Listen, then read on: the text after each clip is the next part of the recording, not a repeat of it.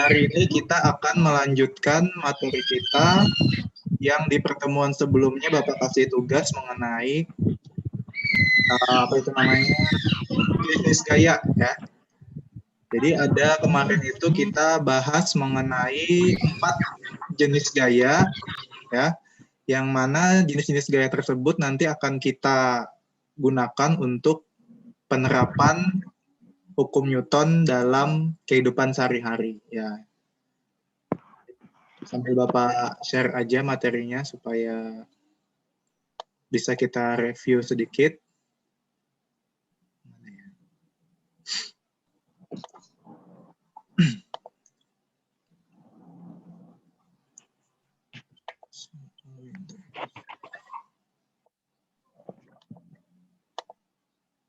Oke, ini ya. Oke, sebelum kita masuk ke materi hari ini, kita review sedikit yang sudah kita bahas di pertemuan sebelumnya, yakni mengenai jenis-jenis gaya. Ya, jadi kemarin kita sudah bahas mengenai hukum Newton, ada 3 ya. Kalau kalian masih ingat, itu ada hukum 1, hukum 2, dan hukum 3. Yang mana hukum 1 membahas mengenai keadaan benda saat sigma F-nya sama dengan 0, di mana ada 2 kemungkinan kemarin kan, bendanya akan diam atau bergerak dengan kecepatan yang tetap. Kemudian hukum 2 membahas mengenai keadaan benda saat sigma F-nya tidak 0. Nah, saat tidak 0 berarti benda akan mengalami percepatan. Sehingga persamaannya kemarin adalah sigma F sama dengan M dikali A. Kemudian hukum 3 itu melengkapi, ya kan, membahas mengenai setiap aksi selalu muncul reaksi yang besarnya sama tapi arahnya berlawanan. Nah, kemudian di jenis-jenis gaya, kita membahas ada 4. Kemarin ya, ada gaya berat. Yang pertama, simbolnya W, di mana gaya berat ini kan adalah gaya gravitasi sebenarnya, yang bekerja pada benda bermassa. Jadi, semua benda karena punya massa, pasti mengalami yang namanya gaya berat. Ya kan? Nah, arahnya selalu menuju ke pusat gravitasi, atau ke bawah kalau kita gambarkan, karena buminya dianggap ada di bawah. Nah, rumusnya nanti W itu sama dengan massa dikalikan dengan percepatan gravitasi. Nah, nilai G ini kan untuk di bumi biasanya dirata-ratakan 9,8. Atau kalau tidak dituliskan di soal biasanya digenapkan jadi 10 supaya nanti memudahkan perhitungan. Kemudian untuk menggambarkannya ini penting ya, karena nanti untuk masuk ke bagian penerapan kita perlu menggambar. Makanya kemarin di tugas terakhir khususnya nomor 2 Bapak tugaskan kalian untuk menggambarkan jenis-jenis gaya apa saja yang ada pada beberapa kasus ini ya, kondisi benda ataupun sistem benda. Jadi misalnya kalau benda seperti ini, maka kita ambil dari titik tengahnya itu garis ke bawah. Ya, kasih panah, kasih nama W. Nah, itu adalah gaya berat. Jadi gampang aja kalau W kan arahnya selalu lurus aja ke bawah menuju ke pusat gravitasi. Nah, kemudian yang kedua gaya normal ya kan. Gaya normal ini adalah reaksi dari tekanan pada sebuah bidang atau permukaan. Nah, jadi kapan gaya normal muncul? Pada saat ada bidang permukaan seperti meja, lantai atau apapun yang ditekan. Ditekan itu misalnya ditaruh benda di atasnya. Karena benda itu punya berat, ya kan? Maka berat si benda itu akan menekan permukaan atau bidang seperti lantai, maka si lantai akan mengasih reaksi. Reaksinya itu kita sebut sebagai gaya normal. Kan? Kemana arah gaya normal? Arahnya akan selalu berlawanan dengan tekanannya dan tegak lurus terhadap bidang. Nah, kalau gaya normal dia nggak ada rumusnya, karena gaya normalnya kan adalah reaksi. Ya, jadi tergantung aksinya. Ya. Nah, misalnya ini, buku punya berat. Berat itu kan tadi ke bawah. Maka berat ini menekan si meja. Maka meja akan menimbulkan reaksi berupa N, gaya normal ke atas. Kemudian kalau bidangnya miring seperti ini, W-nya tetap ke bawah, lurus. Gaya normalnya akan melawan ke atas, tapi agak miring, mengikuti kemiringan bidang. Karena dia harus selalu tegak lurus terhadap bidangnya. Oke ya. Nah, berikutnya gaya gesek. Ini kita cepat aja karena ini cuma review ya. Materinya kan sudah kita bahas di pertemuan sebelumnya. Gaya gesek ini kan gaya muncul akibat interaksi atau hubungan sentuhan dua permukaan yang kasar. Arahnya, ini gampang aja. Kalau arah gaya gesek itu dia selalu berlawanan dengan kecenderungan gerak bendanya. Jadi misalnya kita dorong meja nih ke kanan. maka gaya geseknya berarti akan berlawanan ke kiri arahnya. Cara menggambarkannya nanti adalah, nah kalau rumusnya dulu ya, kalau rumusnya ini adalah nanti mu dikali dengan n. Mu itu disebut dengan koefisien gesek, n itu adalah gaya normal tadi. Kalau menggambarkannya nanti seperti ini misalnya benda ini kan punya kecenderungan jatuh ke bawah nih. Nah, karena dia mau jatuh ke bawah, berarti kecenderungan geraknya ini adalah ke kiri bawah. Sehingga gaya geseknya nanti ke kanan atas, kayak gini. Intinya dia selalu berlawanan dengan kecenderungan gerak bendanya. Oke. Yang terakhir, gaya tegangan tali nih, yang keempat. Ya kan? Gaya tegangan tali ini kan kapan munculnya pada saat memang sistemnya menggunakan tali. Ya, kalau tidak ada tali, otomatis nggak ada gaya tegangan tali. Jadi gaya tegangan tali ini adalah gaya yang muncul pada tali yang ditegangkan. Kenapa bisa tali itu menjadi ditegangkan? Misalnya pada saat talinya ditaruh beban, digantungi beban, ya, sehingga nanti arah tegangan talinya berlawanan dengan penyebab tegangannya. Misalnya ini tali, kita gantungi sebuah benda yang ada beratnya. Nah, berat ini kan menarik ke bawah. Karena ditarik ke bawah, maka talinya jadi tegang, sehingga muncul tegangan tali yang arahnya ke atas, seperti itu ya. Jadi ini penting untuk digambarkan, untuk bisa menggambarkan, karena nanti pada saat kita mau menyelesaikan kasus-kasus penerapan hukum Newton, kita perlu menggambar dulu. Oke. Nah, sekarang kita masuk ke materi yang hari ini mau kita bahas, yakni tentang penerapan hukum Newton. Modalnya yang sudah kita bahas tadi, 3 hukum Newton, ya kan, hukum 1, 2, dan 3, plus 4 jenis gaya. Gaya berat, gaya normal, gaya gesek, dan gaya tegangan tali. Itu adalah modal kita untuk masuk ke materi penerapan hukum Newton. Nah, nanti penerapan hukum Newton ini akan kita bagi menjadi 3 bagian, ada pada bidang datar, bidang miring, sama sistem katrol. Hari ini kita masuk ke bagian yang pertama dulu, tapi sebelum itu kita perlu mengetahui langkah-langkah ya penyelesaian nanti untuk penerapan hukum Newton, di mana langkah-langkah ini berlaku secara umum, baik pada bidang datar tadi, bidang miring, maupun sistem katrol. Secara umum langkah-langkahnya sama. Yang pertama kita menggambarkan dulu diagram gaya pada benda atau sistem benda. Nah ini yang Bapak sebut tadi, kenapa tugas kemarin itu yang kedua Bapak suruh menggambarkan gaya apa saja yang ada. Karena memang untuk masuk ke penerapan kita harus pakai gambar dulu untuk memudahkan. Kemudian yang kedua kita akan menguraikan gaya. Nah langkah yang kedua ini opsional, artinya kadang dipakai, kadang juga enggak. Kapan dipakai? Kalau ada sudut atau kemiringan pada sistem bendanya. Kalau nggak ada sudutnya atau kemiringannya, nggak perlu diuraikan gayanya. Kemudian langkah yang ketiga, kita akan menentukan arah percepatan benda atau sistem benda.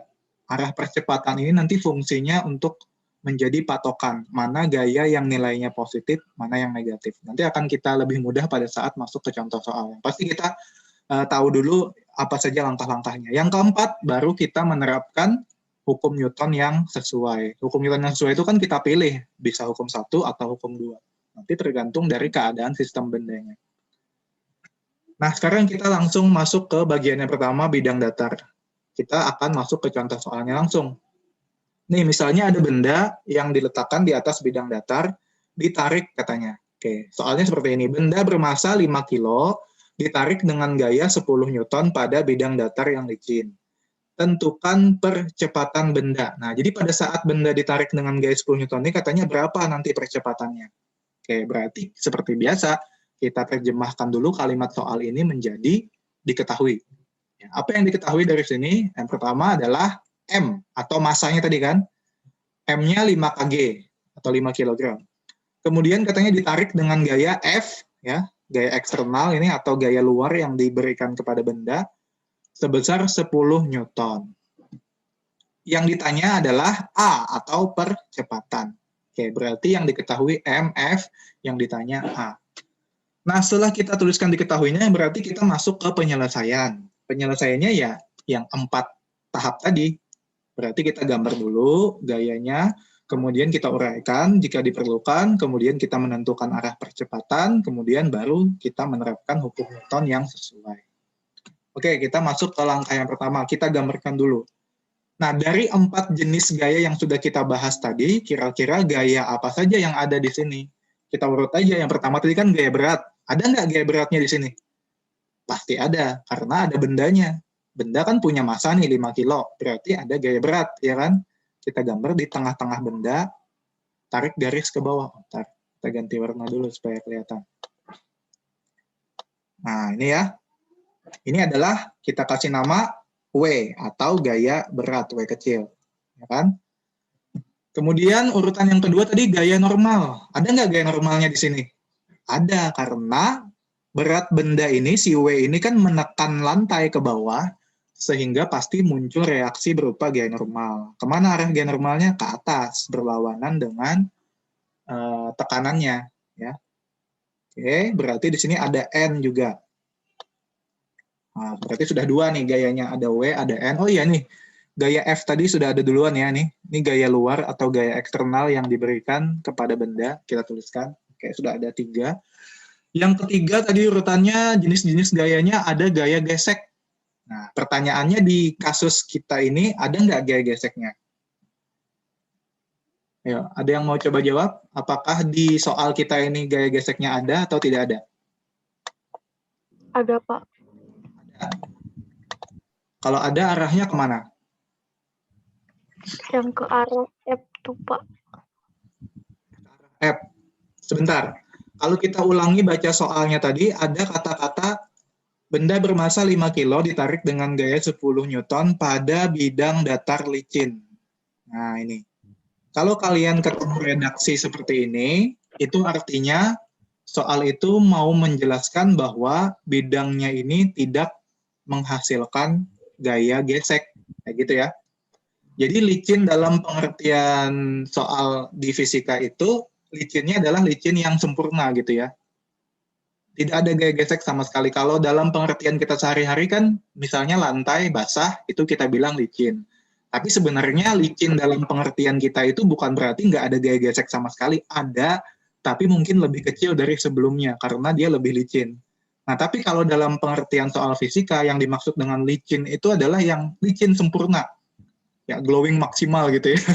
Jadi nggak ada gaya gesek sama sekali. Gitu ya. Jadi perlu diingat kalau ada kata-kata licin, berarti itu tidak ada gaya gesek. Ya, maksudnya. Baik, berarti untuk soal yang ini belum ada gaya geseknya nih. Berarti gaya gesek kita skip. Terus yang keempat tadi adalah gaya tegangan tali. Ada nggak di sini pakai tali? Nggak ada, Pak. Nggak ada. Kalau nggak ada pakai tali, otomatis tidak ada gaya tegangan tali. Baik, berarti dari 4 jenis gaya yang sudah kita bahas tadi, untuk soal ini kita cuma punya 2, gaya berat dan gaya normal. Ya memang gitu, nggak selalu empat-empatnya harus ada, tergantung dari kondisi benda atau sistem bendanya. Gitu ya. Oke, sekarang kita sudah masuk ke selesai langkah yang pertama tadi, menggambarkan diagram gaya. Ingat tadi ya, langkahnya kan ada 4.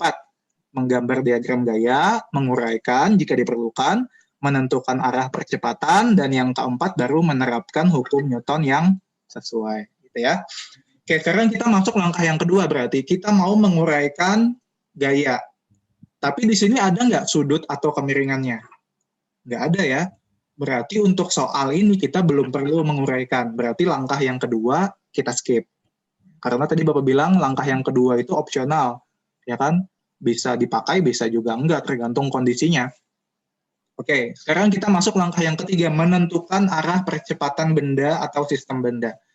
Nah, ini kita prediksikan dulu, kita perkirakan kira-kira benda dengan kondisi seperti ini geraknya kemana nih? Ya, kalau kita lihat gambarnya kan benda ini ditariknya ke kanan, ya kan nih? Arah panahnya kan ke kanan. Jadi, kemungkinan besarnya benda ini akan bergeraknya juga ke kanan, ya kan? Berarti kita gambarkan seperti ini nih, arah percepatannya. Nah, kita kasih nama ini adalah A, atau percepatan. Nanti A ini fungsinya nanti untuk menentukan gaya yang positif dan negatif, gitu ya. Oke, kita taruh dulu di situ, nggak apa-apa. Berarti ini langkah ketiga sudah. Langkah yang keempat baru kita menerapkan hukum Newton yang sesuai. Apa maksudnya menerapkan hukum Newton yang sesuai? Maksudnya gini, hukum Newton kemarin kan ada 3 ya, yang bisa dipakai untuk diterapkan pada kasus dinamika atau kasus hukum Newton, itu 1 dan 2, hukum 1 dan hukum 2. Hukum 1 kalau kalian masih ingat itu sigma F sama dengan 0. Nah, itu dipakainya pada saat kondisi sistem bendanya itu diam. Nah, jadi kalau dia dalam keadaan diam atau kemungkinan tidak bergerak, maka yang cocok atau yang sesuai itu adalah hukum 1. Sebaliknya, kalau kemungkinan sistem bendanya itu akan bergerak, maka hukum Newton yang sesuai nanti adalah hukum 2. Nah, kalau kita terapkan ke kasus yang ini kan kemungkinannya bendanya akan bergerak nih ke kanan, ya kan? Karena ditarik ke kanan. Berarti yang cocok yang kita pakai adalah hukum 2 Newton. Yang mana hukum 2 Newton? Sigma F, ya, kita tuliskan hukum 2 Newton itu adalah sigma F sama dengan M dikali A. Itu kan? Nah, ini hukum 2 Newton ya. Oke, kita mau terapkan hukum 2 Newton ini pada soal ini. Nah, sekarang sigma F. Sigma F itu apa? Jumlah gaya. Ya kan? Yang masuk ke dalam pengertian jumlah gaya itu kan artinya gayanya bisa lebih dari 1. Ya. Bisa juga 1 atau bisa juga lebih dari 1. Namanya jumlah, ya kan? Nah, tapi yang kita masukkan ke dalam sigma F ini hanya gaya yang terlibat dalam gerak benda saja. Artinya dia berpengaruh terhadap gerak benda. Kalau tidak berpengaruh, nggak usah dimasukkan ke dalam sigma F. Nah, dari gambar ini kan kita punya 3 buah gaya nih. Ya kan? Ada gaya berat, kemudian ada gaya normal, dan ada gaya eksternal atau gaya luar yang diberikan kepada benda. Yang ini tadi ya, yang 10 Newton ini. Nah, dari 3 buah gaya ini, bisa masuk semua ke dalam sigma F, bisa juga enggak, tergantung dari apakah dia berpengaruh terhadap gerak benda atau tidak. Jadi kita cek dulu satu-satu, mana yang berpengaruh, mana yang tidak. Kalau F nih, F besar ini gaya eksternal, ini pasti berpengaruh nih, karena memang gaya inilah yang membuat bendanya akan bergerak, ya kan? Ya kan dalam kasus ini kan bendanya ditarik ke kanan nih, berarti yang menyebabkan benda bergerak kan adalah si F. Berarti dia masuk, ya kan, masuk ke dalam sigma F ini. Nah, kita masukkan berarti ya. Nah, kita lihat F ini kan arahnya ke kanan.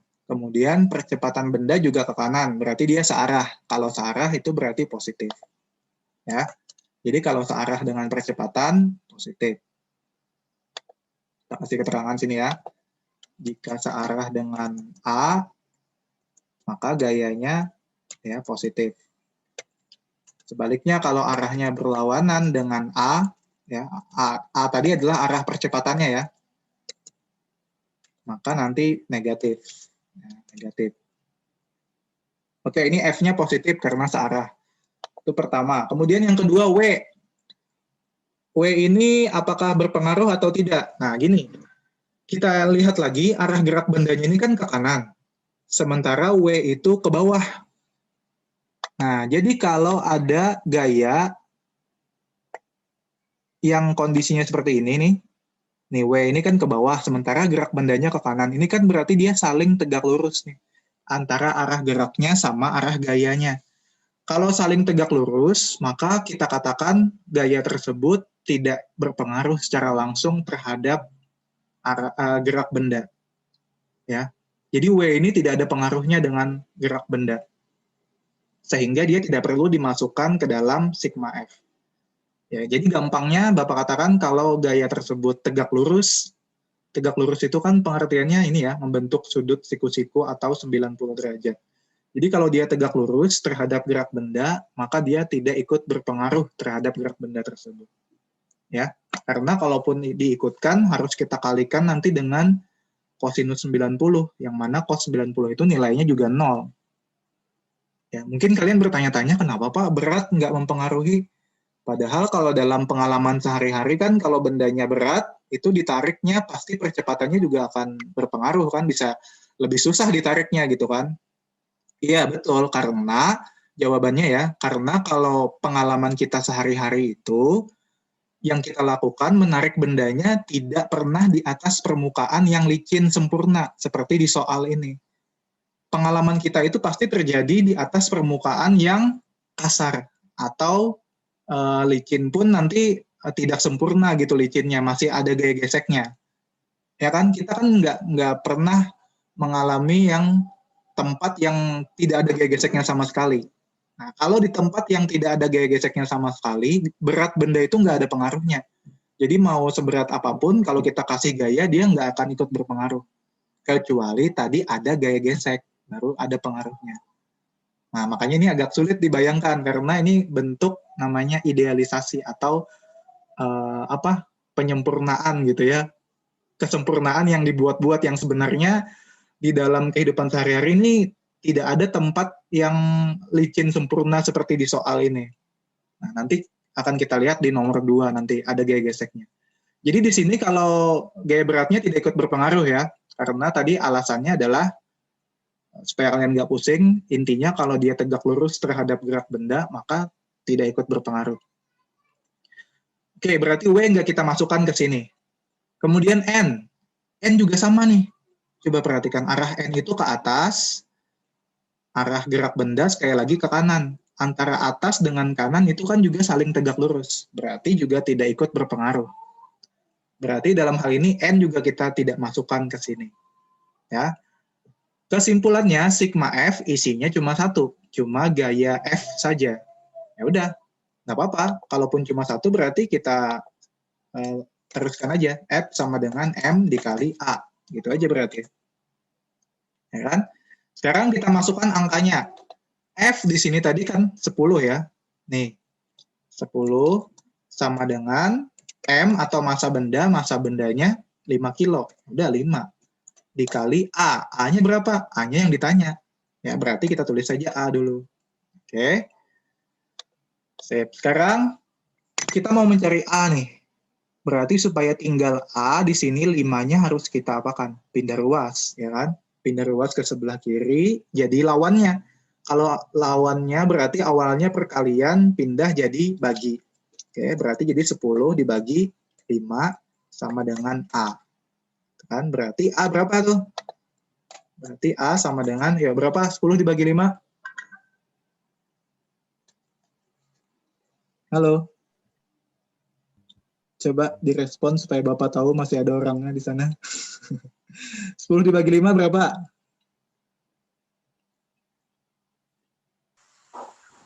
Dua, Pak. Oke, 2. Ya. Berarti di sini percepatan yang dihasilkan itu adalah 2. Satuannya percepatan meter per sekon kuadrat. Ya, jadi pada saat benda ditarik dengan gaya 10 Newton di atas bidang datar yang licin, percepatan yang dihasilkan adalah 2 meter per sekon kuadrat. Oke, sampai di sini ada yang ditanyakan dulu?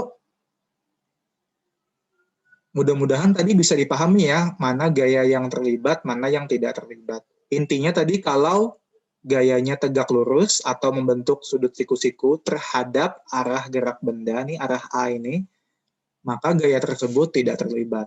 Gitu ya. Gimana? Untuk contoh soal nomor 1, bidang datar, ada yang ditanyakan? Belum ya? Oke, kalau belum kita lanjutkan dulu. Yang kedua. Bentar.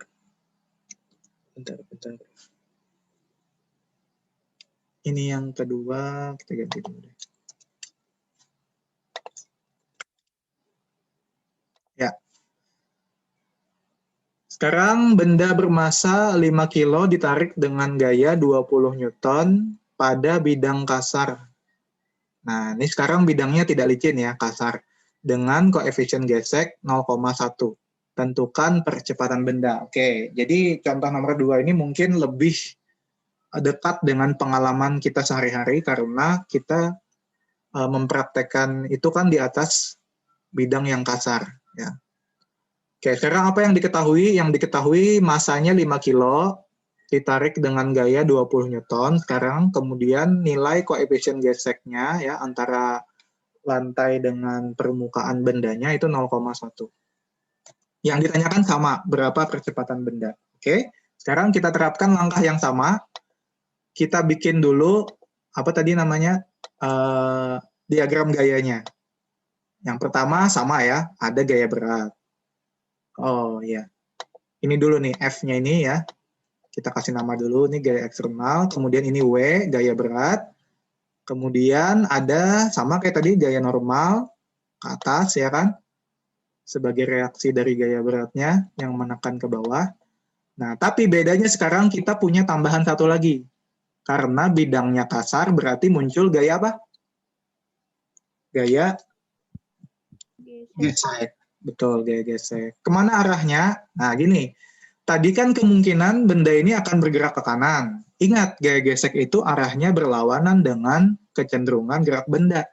Berarti gaya geseknya akan ke kiri. Di mana menggambarkan gaya gesek? Nanti biasanya gaya gesek itu digambarkan mepet-mepet dengan lantainya nih. Nah, gini, antara permukaan benda sama permukaan lantainya. Tuh, kita bikin di situ, kita kasih nama dia F kecil. Ya, kalau gaya gesek dia F kecil. Oke, gaya tegangan tali tetap. Karena di sini belum menggunakan tali, berarti gaya tegangan talinya nggak ada. Sekarang kita punya 4 gaya. Kita terapkan dia ke hukum 2 Newton. Masih sama ya, karena ini kan sistem bendanya bergerak, berarti kita masih pakai hukum 2 Newton. Sigma F sama dengan M dikali A. Oke, sekarang sama kayak tadi. Siapa aja yang masuk ke dalam sigma F? Ya. Yang pasti tadi kan F ini masuk. Oke. Kemudian W tidak masuk. Alasannya tadi dia tegak lurus. Oh ya, tadi ada yang kelewatan ya. Kita belum menentukan arah percepatannya nih, kita belum tandai nih. Di sini ya, arah percepatannya sama ke kanan. Kelihatan tadi langkahnya. Nah, itu arah A-nya. Ini tadi nggak masuk ya, alasannya tegak lurus terhadap gerak benda. Ya, N juga tidak terlibat secara langsung. Nah, di sini nanti yang terlibat adalah gaya gesek. Ya, karena lihat arah gaya geseknya ini sejajar dengan gerak benda, tapi dia berlawanan arah aja. Gerak bendanya ke kanan, sementara gaya geseknya ke kiri. Oke, berarti kita punya 2 nih yang akan kita masukkan ke dalam sigma F. Pertama, F dulu. F karena dia searah berarti positif. F besar ya, positif. Sementara F kecilnya karena berlawanan berarti negatif. Nah, gitu. Jadi ini fungsinya ya, fungsi arah percepatan ini untuk melihat mana yang positif, mana yang negatif.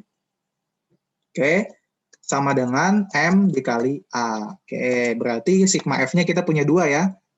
F besar positif dan F kecil negatif. Oh iya, ini karena masuk 10 menit terakhir, kalian boleh sambil mengisi absennya ya. Nggak apa-apa, sambil-sambil aja, supaya nanti antisipasi, siapa tahu ini tertutup secara otomatis. Oke, kita masukkan angkanya sekarang. F kita sudah punya 20 Newton. F besar ya, gaya eksternalnya. Kalau F kecil, gaya gesek, kita belum punya. Nah, jadi kita hitung dulu nih.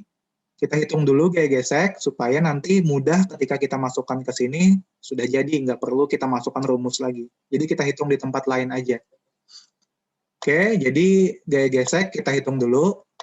Sebelah sini, boleh. Apa rumusnya? Gaya gesek itu kan adalah,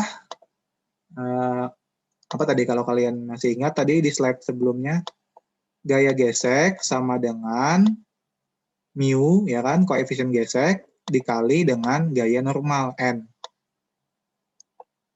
Nah, jadi di sini nanti ada keterlibatan gaya normal nih, tapi tidak secara langsung. Dia melibatkan dirinya melewati gaya gesek. Ya. Gaya normal itu berapa? Ingat, gaya normal tadi kan nggak ada rumusnya ya, jadi tergantung siapa yang menekan lantainya. Dalam kasus ini kan gaya normal itu muncul karena ditekan oleh gaya berat.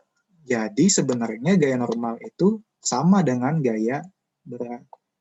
Gitu. Jadi kita tuliskan juga nih. Mu dikali N itu kita ganti dengan mu dikali W. Nah, gitu. Nah, di sini mungkin baru kalian paham tadi, oh iya, kalau dalam kehidupan sehari-hari kan berat benda itu berpengaruh terhadap geraknya, ya enggak? Kalau bendanya berat, itu akan semakin susah digesernya. Ya, karena dia akan mempengaruhinya lewat gaya gesek. Kalau bendanya lebih berat, nanti akan menghasilkan gaya gesek yang lebih besar. Makanya kita lebih susah menggerakkan bendanya. Nah, ini baru berpengaruh W-nya ya. Oke, sekarang W-nya sudah ada belum? di soal. Oh, belum ada, berarti kita lihat lagi rumus W tadi apa. Tadi kan sudah ada juga di slide sebelumnya ya.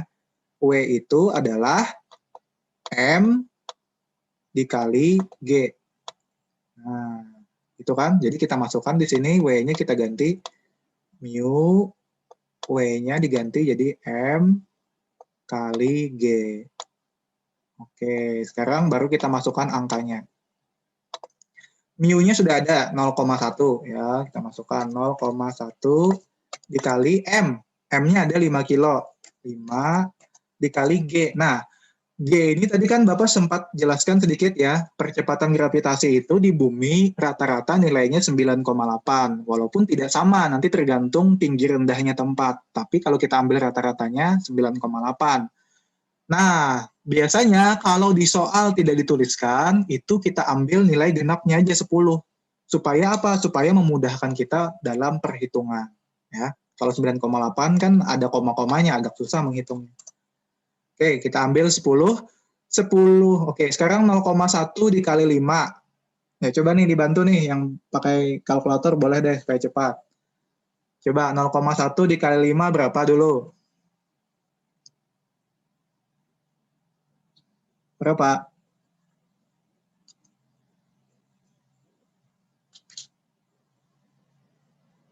Halo, siapa yang membantu menghitung? 0,5, Pak. 0,5. 0,5 kali 10 lagi, Andini. Berapa? 5, Pak. 0,5. Oke, berarti hasilnya untuk gaya gesek 5 Newton. Ya. Tapi ini belum selesai, karena kita tadi kan rumus utamanya ini. Ini untuk menghitung gaya geseknya dulu. Berhubung gaya geseknya belum diketahui di sini. Oke, kita dapat gaya geseknya 5, baru kita balik lagi ke sini ya. Sekarang kita masukkan F besar atau gaya luarnya, gaya eksternalnya, tadi 20. Dikurang F kecil, gaya geseknya nih yang kita hitung tadi, 5. Sama dengan massa bendanya 5 dikali dengan percepatan bendanya belum tahu. Kita tulis A dulu. Gitu kan? Nah, sekarang 20 dikurang 5 berarti 15 sama dengan 5 kali A. Kita mau dapat A saja, berarti 5-nya ini kita pindah ruaskan. Sama kayak tadi ya, jadi bagi. Ya, pindah itu jadi lawannya. Kalau ini awalnya penjumlahan, pindah jadi pengurangan.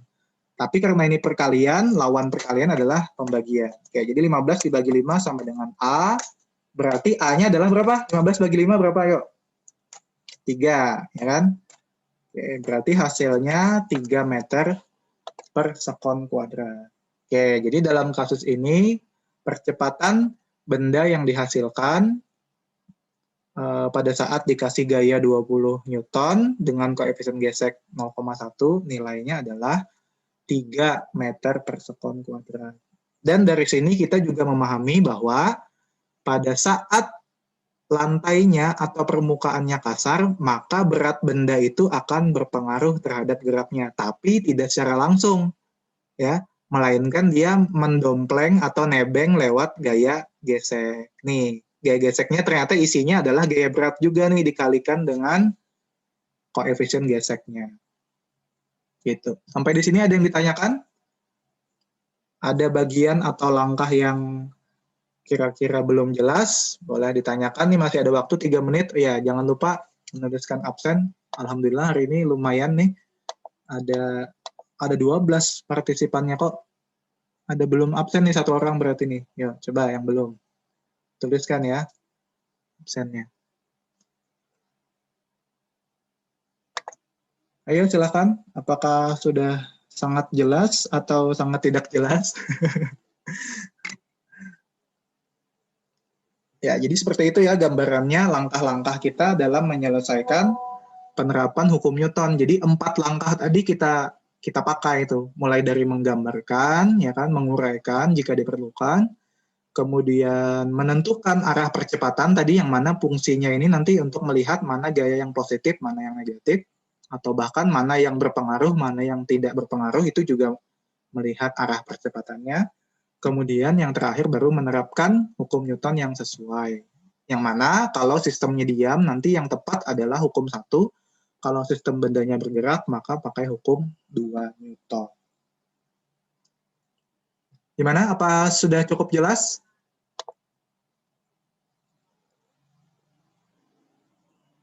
Ya, Insya Allah jelas. insya Allah jelas. Ya, Jelas mudah-mudahan Pak, nih. jelas. Oke, ini yang belum menyalakan videonya coba dinyalakan dulu supaya kita screenshot buat absen. Ya, boleh supaya kelihatan nih muka-muka cantik dan gantengnya. Oke, 1, 2, 3. Sip. Oke, sudah selesai. Baik, kalau tidak ada yang ditanyakan, Bapak ucapkan terima kasih atas perhatiannya dan kesediaannya meluangkan waktu di pagi hari ini. Mudah-mudahan kita selalu diberikan kesehatan dan semangat terus ya, karena ini kan sudah ada bantuan paket kuota nih, harusnya bisa dimanfaatkan untuk belajar lebih maksimal. Ya, termasuk nanti mapel-mapel yang lain juga. Oke, sekali lagi terima kasih. Selamat pagi. Assalamualaikum warahmatullahi wabarakatuh. Ya, dipersilakan meninggalkan